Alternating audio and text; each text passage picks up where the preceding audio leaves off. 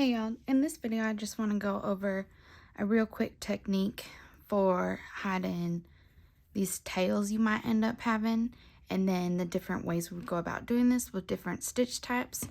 I have the single crochet, and then this is going to be the mini basket wave stitch, and so this is basically, of course, your single crochet. This is alternating double crochet stitches.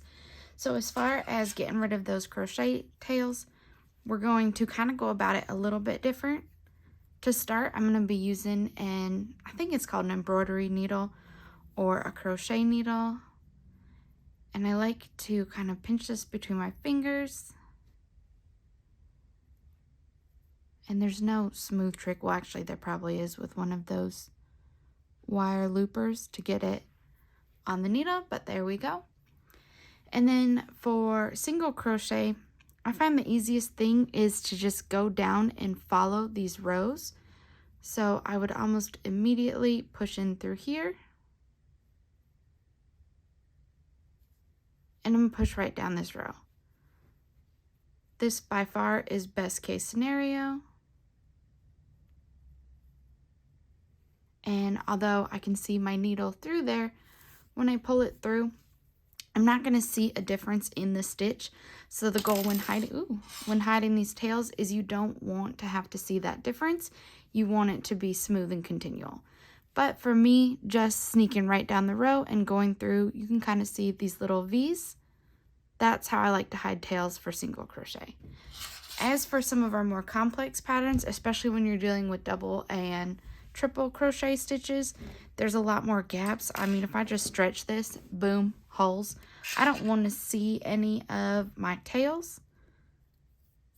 So when trying to figure out where to put it, I'm looking for the tightest part of the stitch. And as you can see, I didn't even try to get that one on. So I'll just twist this with my fingers to get it back together. Boop. All right. So if we flip this around, when we're looking here, even our rows where this would have been the top of our stitch, they're still pretty loose. So I think my strategy here is I'm going to be sneaking in to the stitch first and foremost, not losing it. And then what I'm going to do is kind of come down these posts. So if I come through here, and then if I push, or I could even come out this post, go up through these stitches, and then go right through the middle of this post. And note, like, I don't have a set way I do this. I didn't think of this ahead. We're going through and trying to see where we want to hide those stitches on this video.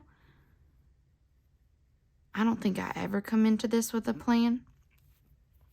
My goal in the end is to just hide these stitches. So, and I mean, I know it's right there, but for the most part, I don't think we're going to see it too much. We could even try and go to the side here. So we hide behind this stitch, come up through this, and notice we've now moved over to the other side of the post, and it fell off. So I'm going to call it good.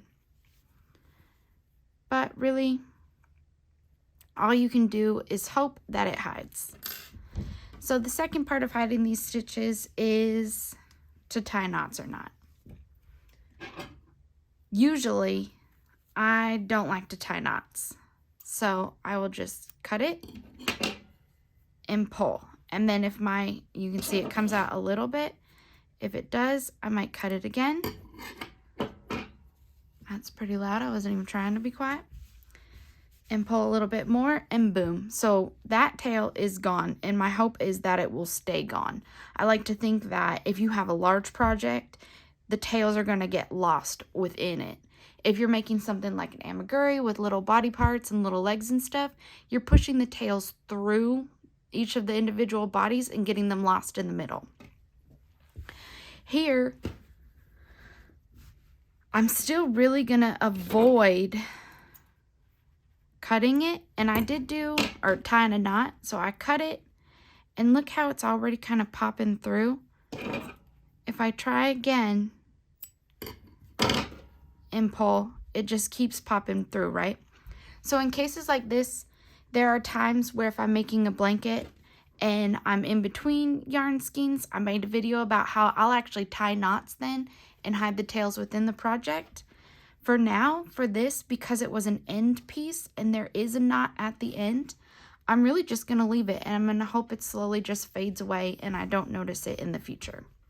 But kind of best practice, you may want to tie knots, you may not.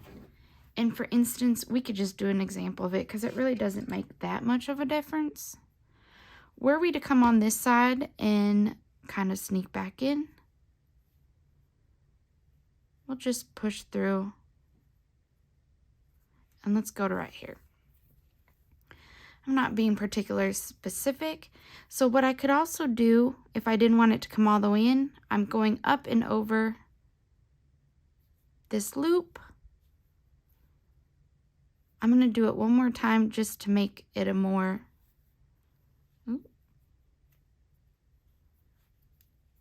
looped through knot. Let's not lose that. That would be annoying. Come through here.